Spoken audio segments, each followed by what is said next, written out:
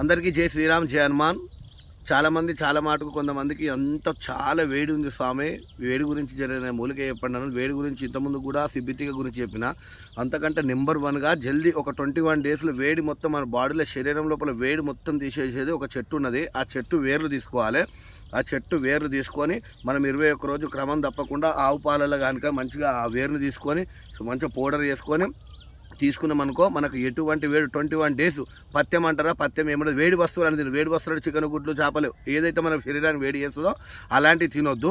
ఎంత పెద్ద వేడి మాత్రం పూర్తిగా తక్కువైపోతుంది. కళ్ళకి వెళ్ళి పొగొచ్చుడు, ఇట్లా మంటలు వచ్చుడు, చెమటలు వచ్చుడు అన్నీ తక్కువైతుంది. దాని పేరే సుగంధ పాల వేరు.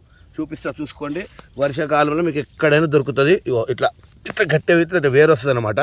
ఈ వేరు దీని పేరు సుగంధ పాల వేరు అంటారు. కరెక్ట్ చూసుకోండి. ఇట్లా ఉంటుంది చెట్టు. మీకు వర్షాకాలంలో ఎక్కడైనా పడుతుంది. దీని వేరు తెచ్చుకొని మంచిగా ఆవు పాలల్లో మంచిగా